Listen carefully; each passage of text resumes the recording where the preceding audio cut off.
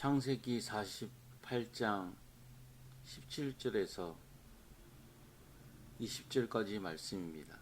요셉이 그 아버지가 오른손을 에브라임의 머리에 얹은 것을 보고 기뻐하지 아니하여 아버지의 손을 들어 에브라임의 머리에서 므낫세의 머리로 옮기고자 하여 그의 아버지에게 이르되 아버지여 그리 마옵소서.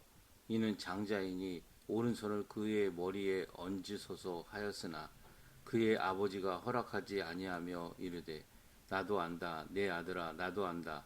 그도 한 족속이 되며 그도 크게 되려니와 그의 아우가 그보다 큰 자가 되고 그의 자손이 여러 민족을 이루리라 하고 그 날에 그들에게 축복하여 이르되 이스라엘이 너로 말미암아 축복하기를 하나님이 내게 에브라임 같고 므낫세 같게 하시리라 하며 에브라임을 므낫세보다 앞세웠더라.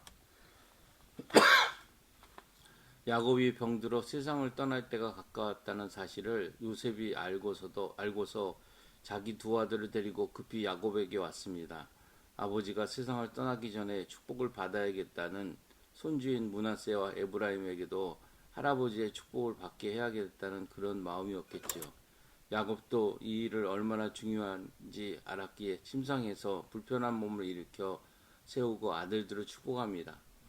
성경을 읽어 가다 보면 야곱이 왜 이렇게 축복하는 것이 질서가 없이 좀 좌충우돌 하는 것, 좌충우돌 뒤죽박죽으로 축복하였는지 의아한 생각이 듭니다. 아들이 12인데 큰아들 르우벤부터 막내 베냐민까지 순서대로 하나씩 축복하면 될 것인데 성경에 나오는 순서는 전혀 그렇지가 않았습니다.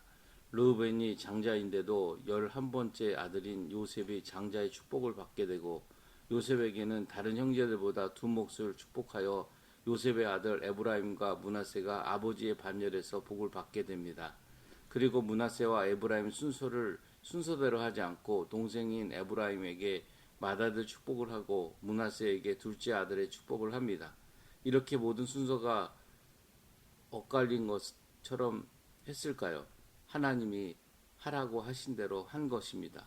요셉이 자신의 두 아들을 아버지 야곱에게 데려와서 축복 기도를 받으려고 할 때만 해도 이 두 아이가 아버지 반열에서 복을 받으리라는 생각은 추호도 하지 않았습니다. 야곱은 요셉에게 내가 한 몫의 아들의 축복을 너에게 더 주겠다고 하면서 그 두 아들을 자기 양자로 삼습니다. 그러면서 므낫세와 에브라임에게 복을 빌어주는데 요셉이 두 아들을 눈에 보이지 않는 아버지 야곱의 손이 아들들의 머리에 잘 얹도록 했습니다. 그런데 갑자기 아버지 야곱이 손을 바꾸어 얹은 것입니다. 그 순간 요셉이 당황하면서 아버지 머리에 얹은 손이 바뀌었습니다 했을 때 야곱의 대답은 나도 안다. 나도 알고 일부러 그렇게 한 것이다. 아우가 형보다 더 큰 자가 될 것이라는 것이기에 손을 바꾸어 얹은 것 뿐입니다. 요셉은 깜짝 놀랐습니다. 다 알고 계시다니. 요셉은 놀랐지만 한 가지 분명한 것은 알았습니다. 성령님의 역사와 인도하심 속에 이루어진 것이라고. 특히 복은 하나님이 주시는 것이라는 사실을 야곱은 누구보다도 잘 알았습니다. 항상 기억해야 됩니다.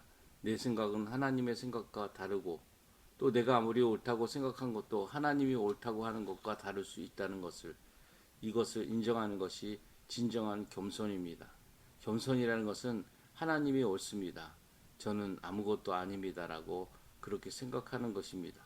그래서 하나님께 항상 물어야 됩니다. 야곱이 하나님께 물었습니다. 내가 어떻게 복을 주어야 합니까? 축복을 어떻게 해야 됩니까? 여러분은 믿음의 장자입니까? 예수 안에 있는 성도는 축복의 그릇이 준비된 사람을 말합니다. 그런데 예수님을 구주로 영접하고 아직도 그 점에 대해서 결론을 내리지 못하고 여전히 요셉의 형들처럼 걱정과 염려와 그렇게 살아가는 일은 참으로 안타까운 일입니다. 하나님 앞에서 아주 분명합니다. 하나님, 제가 이 가정에 있는 것, 제가 이 직장을 다니는 것, 이 학교를 다니는 것, 저로 인해 하나님의 은혜가 흘러가게 하기 위함인 것을 알게 해 주심을 감사합니다.